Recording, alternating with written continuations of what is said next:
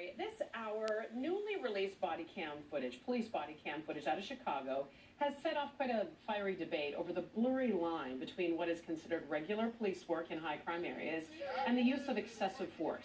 In the video, two plainclothes officers pull over a 20-year-old driver at a gas station. You can see him pinned to the ground and handcuffed. The video was released by an independent police watchdog group.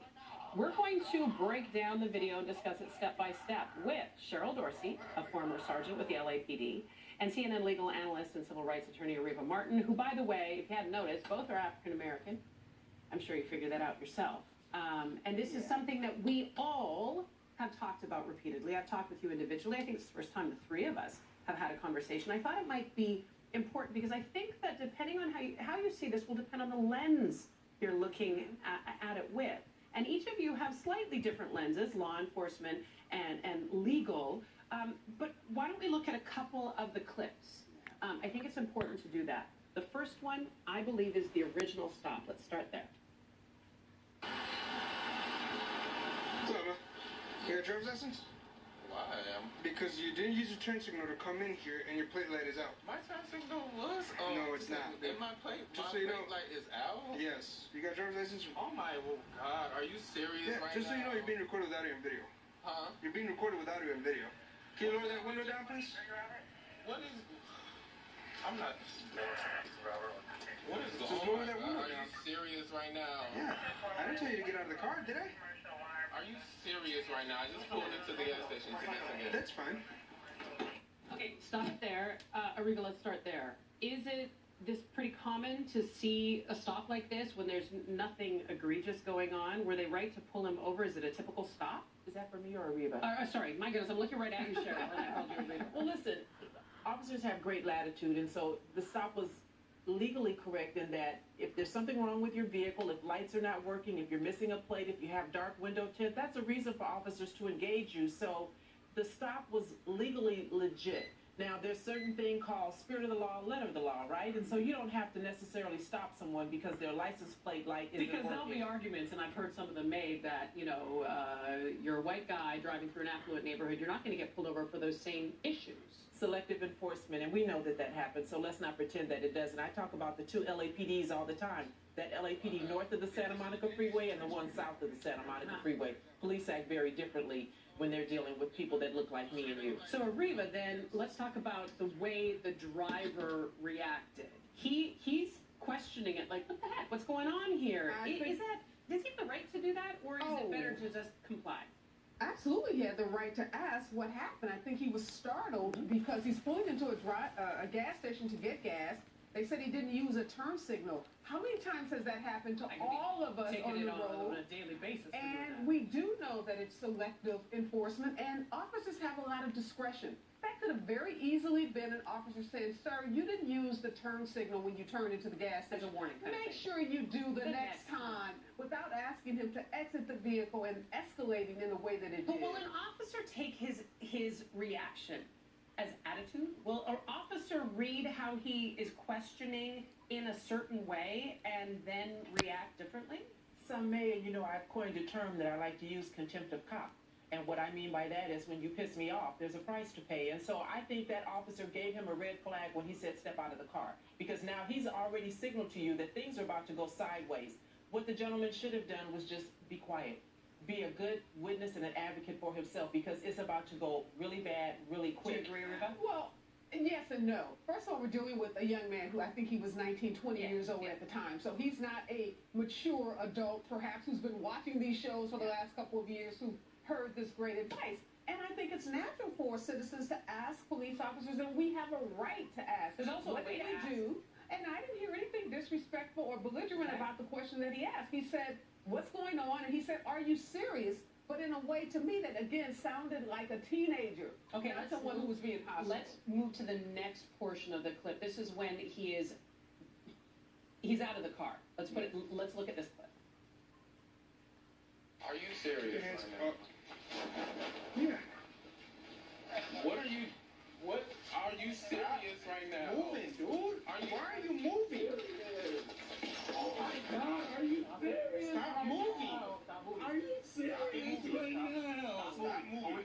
Are you serious? Let me see your hands. Are you serious right now? I got you. Are you serious? Where are you? Are y'all serious?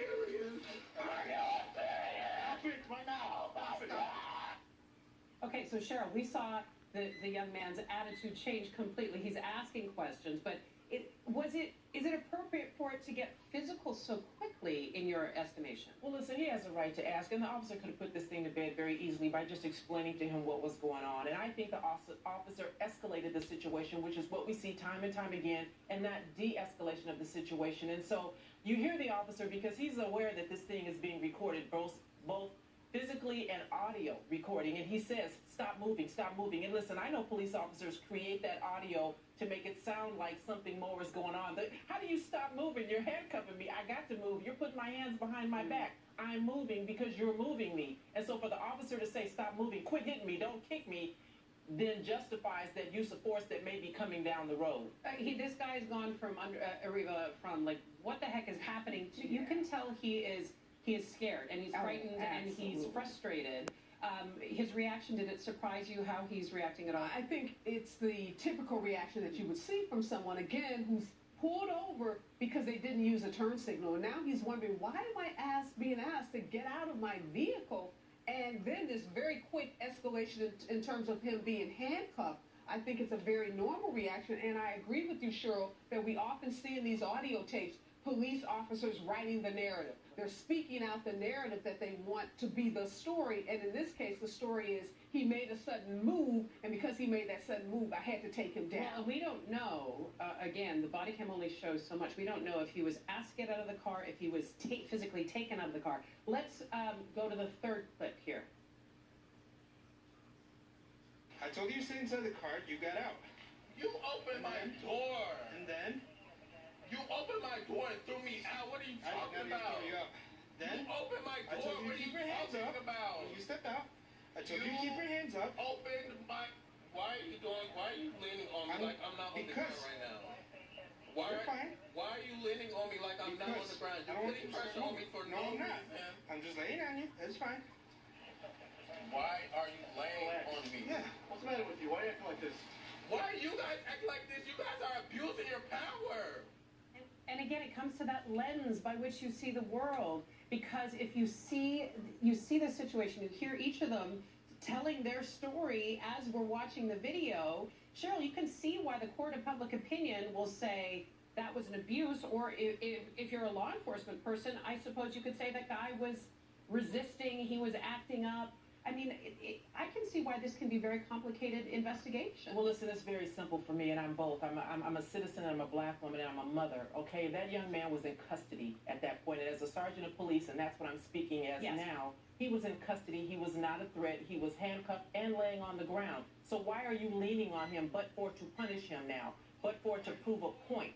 And so all of this could have been avoided, and I say all the time, if sense was common, everyone would have it. This officer used poor judgment, he used excessive force, and he abused his authority. It could have ended completely differently, and he could have gone on his merry way with a warning. Absolutely, and listen, this young man has every right to be super sensitive. We saw someone get shot in the back 8 times because he didn't have a tail light. So let's not pretend that police officers knowledge is out there. don't create a situation to use excessive force, and then sometimes we lose our young people as a result of that. The argument though is that these officers are saying this is a high crime neighborhood. We're trying to do aggressive police law enforcement. And I think the other side of that story has to be told as well. These are African American men who are in these so-called high crime communities who have witnessed their friends, their colleagues, their peers be shot and brutalized by police. So just as the police want us to feel their fear, their concerns, we also have to think about the fear of young African American men who are stopped. And in this case, he says he was stopped because he was in a hood car. So he already is under instead of a luxury car or any other kind of car, or as the car I'm driving when a police officer drives next to me, and we have a very nice chat about me using my phone, and I will admit on air I was using my phone in violation of California law, but it didn't end with me being pulled over. It didn't end with me being asked out of the car. It ended with a very friendly chat with the police officer. So I'm treated differently even as an African American because I'm a female, because I'm in a different car, and because I was in a different neighborhood, and that shouldn't be the case. Well, obviously, there's going to be a more investigation into this. This is the independent police watchdog released this body cam footage out of Chicago about this young man, a 20-year-old driver at a Southside gas station. This confrontation obviously sparking renewed debate. Our thanks to both of you, Cheryl, Dorsey, Reva Martin. Always a delight. I'm sorry it was about this, but I needed your smart minds on this. Well, Thank we're you. glad it didn't end in death, thankfully. Absolutely. That's the good thing about this story. Right, dozens of drug cases being thrown out because of body cam video of officers allegedly planting evidence.